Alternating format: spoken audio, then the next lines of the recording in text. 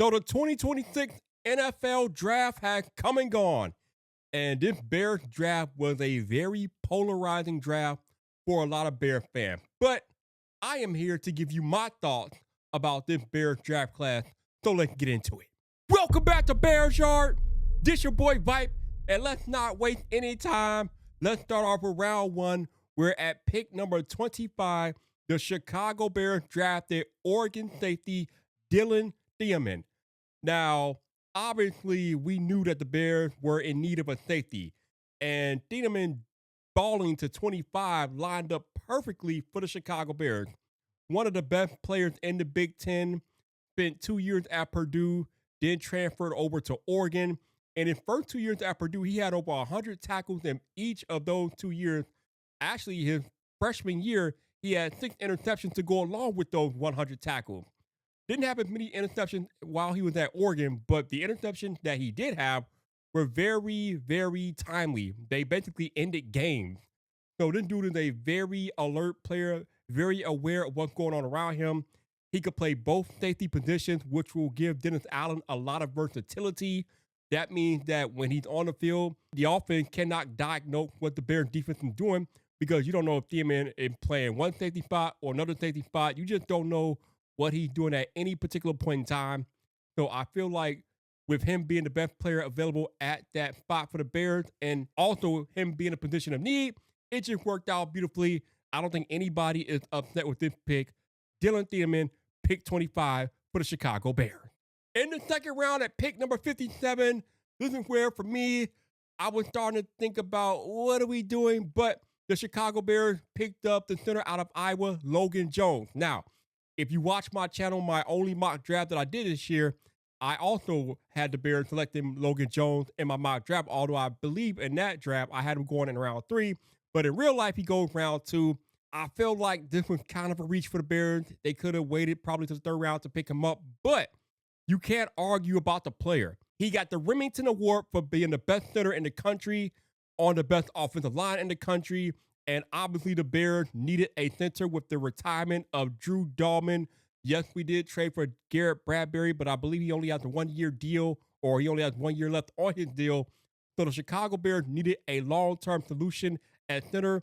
And what did they do? They go out and get the best center in the draft in Logan Jones. So it's kind of hard to argue with the logic from Ryan Post and Ben Johnson.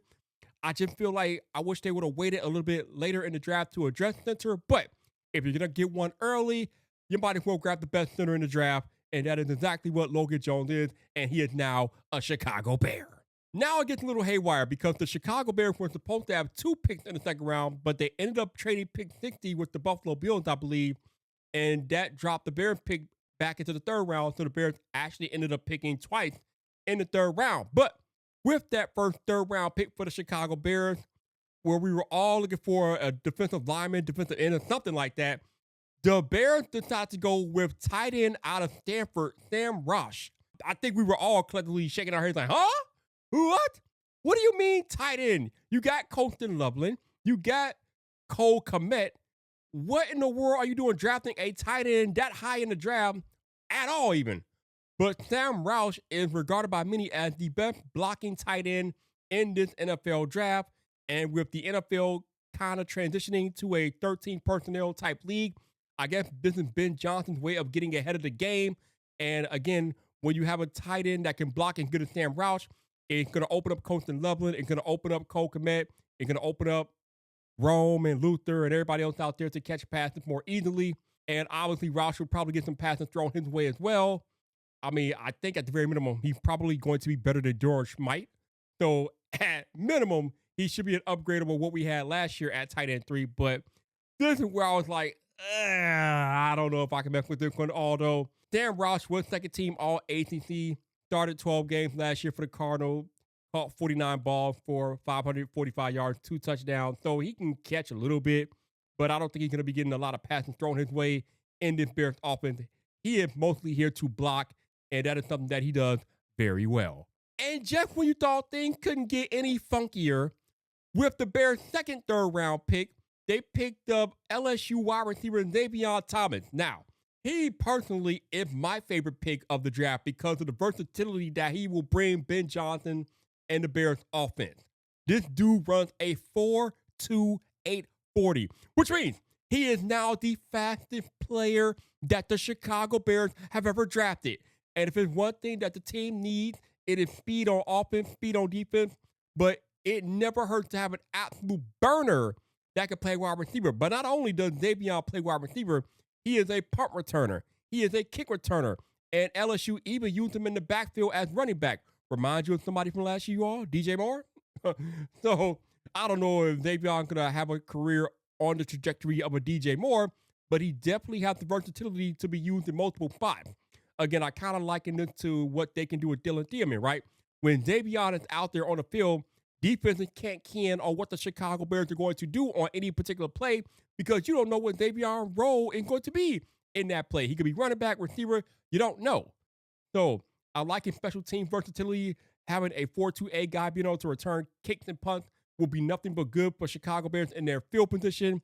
And then with his ability to play both wide receiver and running back, so much versatility, so much speed, kind of raw coming out of LSU, but the talent and the speed are there. And Ben Johnson is probably going to do great things with Zavon Thomas. Now we get to the fourth round where the Chicago Bears drafted Texas cornerback Malik Muhammad. Now, this dude is sticky, man. He's not the biggest guy in the world. I think he's like 6 feet, 188, but he will stay with you. You cannot lose this man. He is all over you. He is that good. He was second team all SEC last year, started 11 games, had 30 tackles, 2.5 tackles for loss, had a sack, 2 interceptions, 4 pass breakups. The dude just locks you down.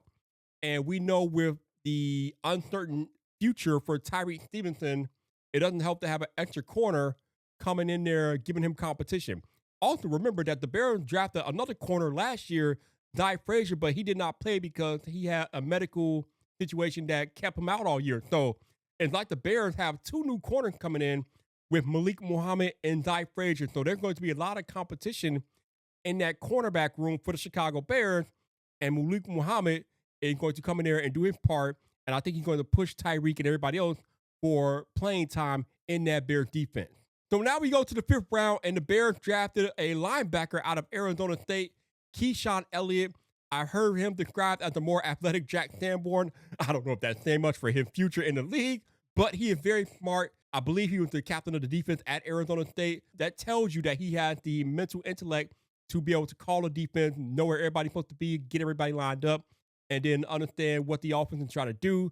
So the thought process here is that at some point in the future, Keshan Elliott will be wearing the green dot for the Chicago Bears, and he was second team all Big 12. He led the team with 14 tackles for loss. Also had 7 sacks last year as a linebacker. So we all wanted the Bears to get some type of pass rush. I don't know how much of an impact Keshan Elliott is going to make for the Chicago Bears in his rookie year in that regard, but having a linebacker that has a nose for getting to the quarterback never hurts. I am here for it. So shout out to the Chicago Bears, and hopefully Keshan Elliott could bring similar impact to Dennis Allen's defense in 2026 in the time that he does see the field, because I believe most of his time will probably be spent on special teams in the beginning. But if he does get on the field for the defense, hopefully he can get to the quarterback, because God knows we need it. And last but not least, the Chicago Bears had 2 7th-round picks, but they actually traded them to move up into the 6th round, because originally the Bears did not have a 6th-round pick in this draft. But with that 6th-round pick, the Chicago Bears drafted Georgia Tech defensive tackle Jordan Vandenberg. And he's kind of a raw prospect, but he is a freak athlete. I believe he got a 10 on the RAS scale, which is just unheard of. The dude bench pressed 35 reps at 225, which is insane. So even though he is a raw prospect football-wise, he has a lot of strength. He has a lot of athleticism. And actually, during his final year at Georgia Tech, he started 13 games, had 44 tackles with 3 sacks, and he even blocked a kick. Also threw in 11 tackles for loss. So Jordan Vandenberg, kind of raw, but if the Bears can develop him, he could become a force in the future. Not sure he's going to do much of that his rookie year, but maybe in the future, once he gets his legs under him and learns the NFL game, he might present as an absolute problem for opposing offenses because of his strength and his athleticism. He might not be able to be stopped once he figures it all out, but he is not quite there yet. Obviously, the Bears needed help on the defensive line, and they finally addressed it in round 6 with Jordan Vandenberg. So how do I feel about the Chicago Bears draft? I mean, by and large, they got a lot of high-profile athletes. I think their draft was rated by Next Gen Stats as the most athletic draft class out of all 32 teams. So the Bears definitely went out there and got athletes. They definitely added a lot of team speed. I mean, again, you got Zavon Thomas running a 4.28. I forgot to mention that the safety, Dillon Thieneman, he's a 4.35 40 guy. So not only is he a damn good safety, he's a very fast safety as well. So between the team speed and the athleticism, I feel like the Bears got better. But I don't think I'm alone in stating the fact that I wish we would have addressed the defensive line a little bit more. Obviously, they had that runner on defensive lineman in the top of the second round.